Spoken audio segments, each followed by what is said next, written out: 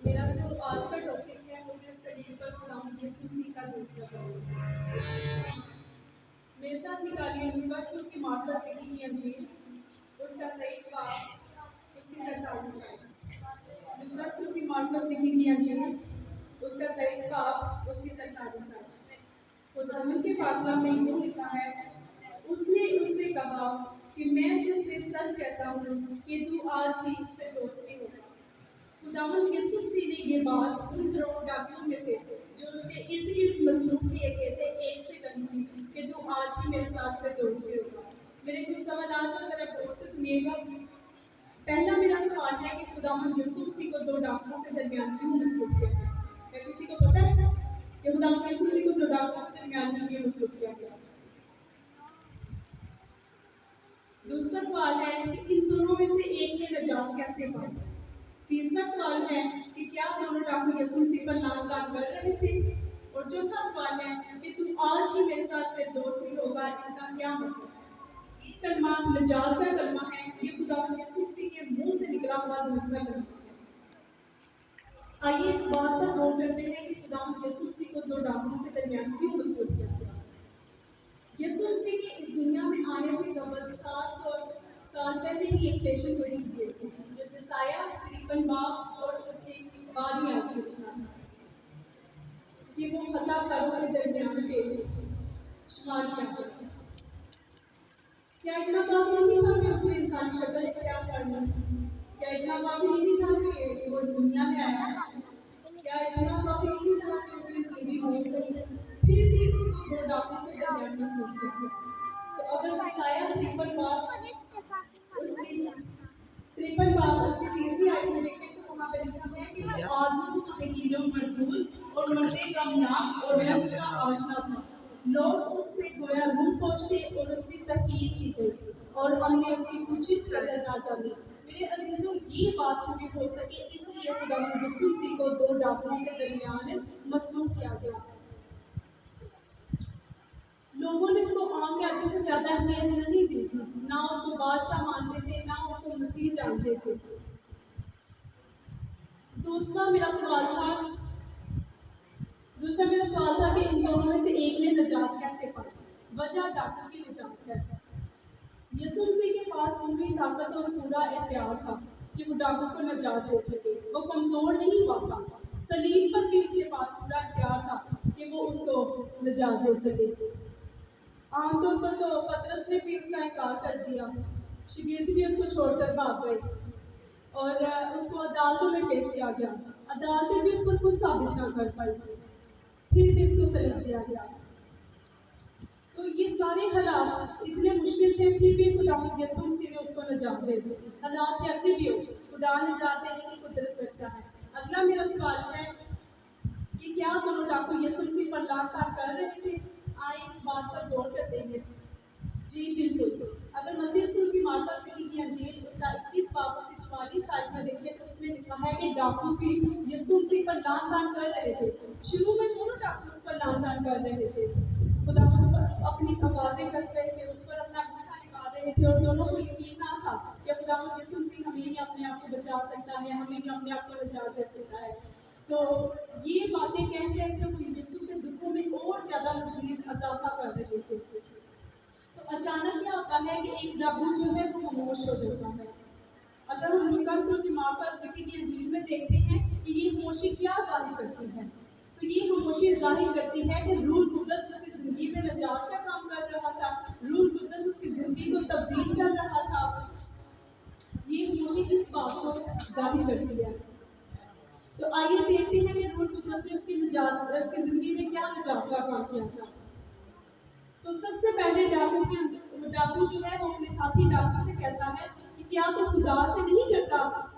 ये पहला सबूत था कि रूह कुद्दस ने उसकी जिंदगी में काम कर रहा था और उसके अंदर खुदा का खौफ पैदा हो गया और वो खुदा के गजब से बचना चाहता था। गुनाहगार को कोई खुदा का खौफ नहीं होता। रूह कुद्दस की कुदरत है जो एक गुनाहगार को खुदा के पास लेकर आती है और उसके अंदर खुदा का खौफ पैदा हो जाता है।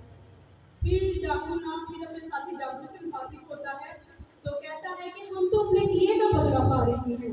ये दूसरा सबूत था कि रूह कुद्दस उसकी जिंदगी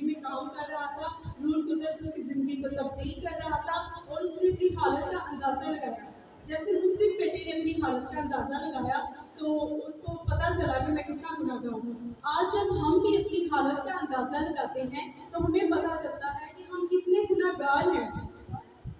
तो वो जो है ना, वो अपने गुनाह का इकरार कर रहा था और अपने गुनाह का इकरार कर रहा था, और डाकू जानता था कि उसकी सजा जो है वो वाजिब है और उसको रहम की ज़रूरत है। आपके गुनाह का इकरार ही आपकी सच्ची तौबा की निशानी होती है। फिर डाकू अपने साथी डाकू से मुखातिब होता है तो उसको कहता है कि यीशु ने तो कोई गलत काम नहीं किया। तो डाकू जो है वो अपने आप को यीशु के साथ कंपेयर कर रहा था और अपने गुनाहगार होने के मुकाबले में उसकी रास्तबाजी को देख रहा था। जब हम भी सच्ची तौबा कर लेते हैं ना, तब हम अपनी नजरें अपने आप से हटाकर ना खुदा यीशु मसीह की तरफ अपनी नजरों को लगा लेते हैं। इससे कोई फर्क नहीं पड़ता, कि हम कितने गुनाहगार हैं। फर्क इस बात से पड़ता है कि यीशु कितना रास्तबाज है। फिर डाकू यीशु मसीह के साथ मुखातिब होता है तो कहता है कि जब तू अपनी बादशाही में आए तो मुझे याद करना। यानी कि वो अपने गुनाहों की माफी मांग रहा था। जैसे कि आपने पहला कलमा सुना, उसमें वो कहता है कि ऐ बाप इनको माफ कर, क्योंकि ये नहीं जानते कि ये क्या करते हैं। तो डाकू ने सोचा कि अगर इन सब को माफी मिल सकती है, इन सब लोगों के लिए निजात मुहैया हो सकती है, तो क्या ये मेरे लिए नहीं हो सकती।